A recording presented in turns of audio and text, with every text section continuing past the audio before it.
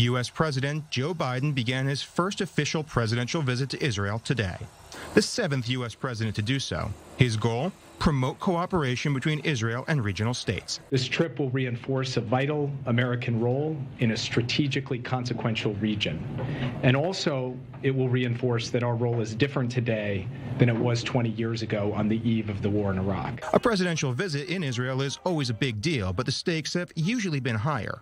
Richard Nixon made the first one in 1974, fresh off the 1973 Yom Kippur War, one that saw Israel rely heavily on American weapons to turn the war in Israel's favor. Nixon's visit marked the beginning of the U.S.-Israel Special Security Arrangement. Next was Jimmy Carter in 1979, as the U.S. was brokering a peace deal between Israel and Egypt. It was a highly controversial visit and not welcomed by everyone. I think Mr. Carter's visit in Israel is intended to be the most brutal, the cruelest pressure ever applied on Israel. And the aim is to bring Israel on her knees. But those negotiations were a harbinger of things to come.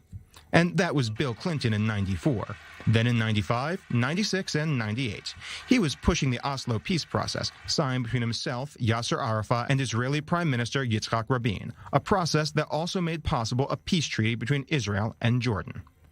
But it would be 10 years before another U.S. president stopped by. George W. Bush made 2 trips in 2008, the last year of his presidency. The issues? Personally reject military action against Iran's budding nuclear program and promote some form, any form of all, of Middle East peace plan. I come with high hopes, and the role of the United States will be to foster a vision of peace.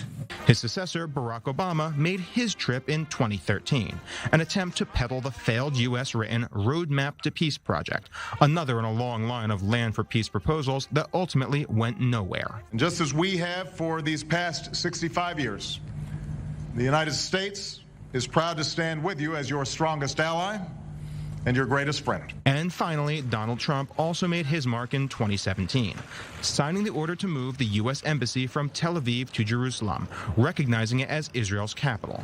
That trip came with security discussions with the rest of the Arab world, eventually culminating in the 2020 Abraham Accords normalization agreement between Israel and formerly hostile states. There is a growing realization among your Arab neighbors that they have common cause with you in the threat posed by Iran, and it is indeed a threat. Will Biden's visit have a legacy like his predecessors? It's a high bar to reach, and without the lofty goals or high stakes of the previous ones.